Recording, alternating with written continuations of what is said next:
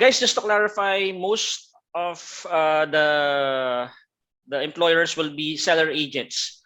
Sila po yung nagki-cater sa needs ng mga tao na nagbebenta ng bahay. Okay? Wag muna tayo dun sa buyers and investors para maintindihan natin yung sellers or buy and sell process. Pero we'll tackle that.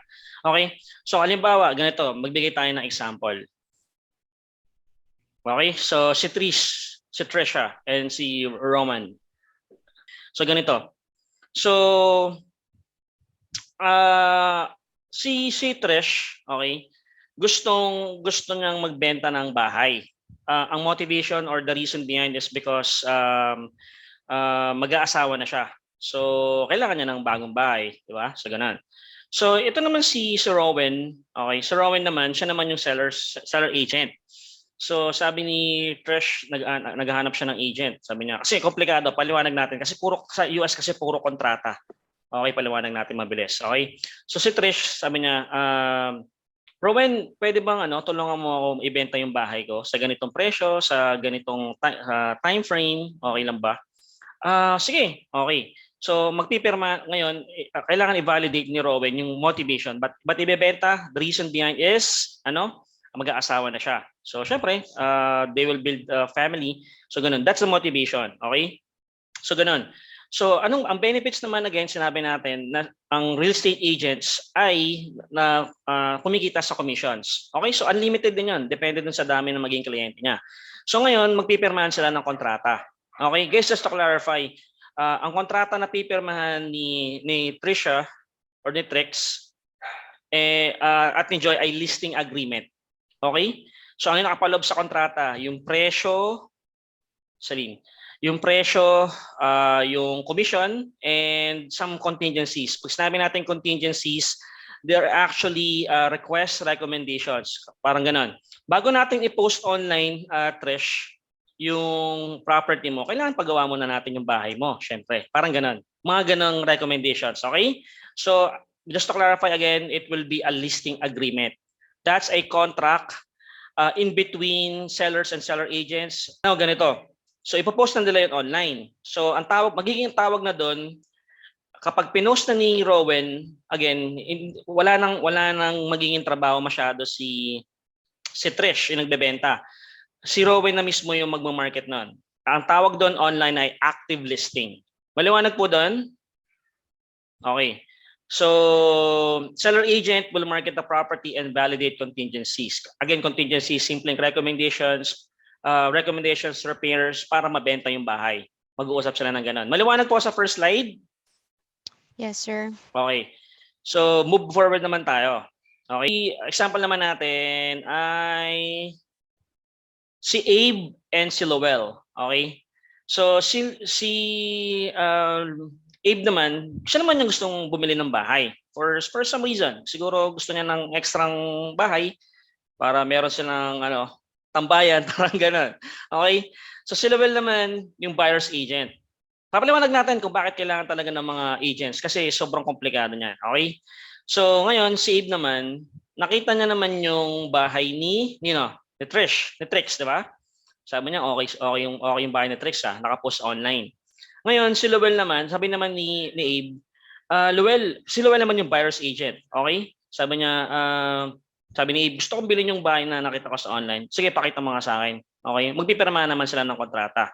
Okay? Iba-validate din ni Abe yung kakayahan na bumili ng bahay ni Lowell. Ano yon? Parang sa pag-ibig. Okay ba yung credit score niya? Saan niya pwedeng i-refer si Lowell para makautang ng pera? Okay? Anong pwede niyang i-down payment? So, okay, maliwanag po doon? Okay. So, yung buyer can buy properties cash or through mortgage. So, kung simpleng Amerikano ka lang, mortgage, monthly payments. Babayaran mo yung bahay ng buo, pero may utang ka sa bangko. Maliwanag po ron? Okay. So, magiging trabaho ni Lowell, i-represent niya si Abe. Ang mga siya simple. And so, wag na muna tayo dun sa seller. Wag na muna tayo dun sa buyer. Dalawang tao na lang muna. Si Rowan and si Lowell. Tama? So, respectively, they are agents. So, isang seller's agent and buyer's agent. Ngayon naman, may mamamagitan naman sa dalawang agents. Yun naman po ay tinatawag na escrow. Okay? So escrow po ay third party. Ngayon, kung may mga requests yung dalawang agents, mga documentations na kailangan pirmahan, i-perfect within a given window time, siya naman yung mag-handle nun. Babayaran naman ng seller's agent and buyer's agent yung escrow para mamagitan sa kanila. Okay? Para lahat balanse. So normally it focus on handles transactions. Okay, kunyari, gusto nung palitan yung bubong kasi medyo sira na yung bubong. 'Yun. Ang escrow magsabi noon na tatapos niyo na ba 'to, napirmahan na ba 'to? Lahat ng request halos may mga documents and timeline. So just to clarify in a nutshell, pasimple natin, escrow only make sure that the agreement between the seller and buyer agents are met. And also sila po yung nag-handle na tinatawag na earnest money. In the sense na yung pera na yon na ibibigay ng buyer, ibig sabihin, interesado. Okay? Parang meron na agad na pera na ilalabas yung buyer na maghahawakan ng escrow. Kasi hindi mo pwedeng sabihin na, paano natin masisigurado na gusto mo nga bumenta ng bahay or seryoso? So magbibigay siya ng percentage na pera doon sa kabuuan ng bahay. Maliwanag po? Question, Rix. Please. You already differentiate the seller's agent and the buyer's agent. May chances din na si seller's agent is also the buyer's agent. That's a very valid question. So in my experience, wala pang nangyaring ganun. Hindi siya by practice ginagawa. Kasi parang parang isa lang yung mag-handle, walang balance. Na yun yung idea? Bira pong mangyari yun. Pero may ganun. Pero sobrang bira. Na yung seller mismo, yung agent mismo, seller agent, siya mismo yung buyer's agent, birang-bira yon. Follow-up question. Yes, please. So as we are the lead gen, we will be handling either seller's agent or the buyer's agent? Yes po. Pag buyer's maging player niya buyer's agent, pero sobrang bira. Pero sa ngayon, ang magiging focus mo natin, seller's agent or seller's employer, parang ganun. Kasi iba kasi proseso na lang paggagawa ng lead gen. Kasi sa buyer's agent, more on online, more on sending emails, kung interesado ka ba, mga dokumento, kung may kakayahan ka bumili. Kasi sa seller's agent kasi more on magtatawag ka lang kung sinong interesado magbenta ng bahay. So the work scenario is really different. Okay? So if you have, did I ask a question, Clint? Got it. Yes, okay. Thank you. Diretso lang natin. So ganun.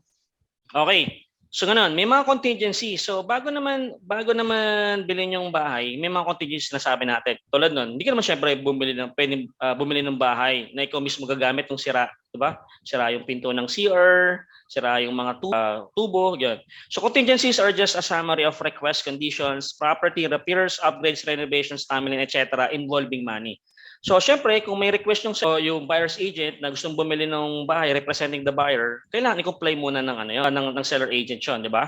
So kapag nagkasundo na sila dun sa lahat, okay na 'yon. Okay? So timeline, fulfillment of contingencies, trabahuin nila yung mga sira, mga request, perfecting of checklist, okay? So may mga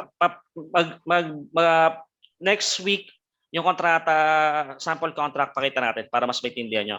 So perfecting checklist, yung mga pirmahan, so if the request and contingencies are met, so the buyer, sino yung buyer natin, guys? Sa example natin, sino? Si Abe. So buyer move into the property na fulfill na lahat ng request. So yung ibibigay na yung pera ng buyer kay seller agent. So seller received the payment. So seller, and also the seller receives the commission. Normally 3% pero depende pa rin sa states. Kasi federal government, iba-iba po yung batas, iba-iba rin yung policy. Minsan may 7, may 10%. As escrow received payment. So nabayaran na rin yung escrow sa trabaho niya. So contracts are signed, perfected, natapos na nila yun, transaction is closed.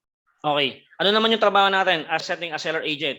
Trying to filter leads coming from a seller agents, those sellers that would be interested to sell their properties. Ang mabalidate lang natin ay motivation.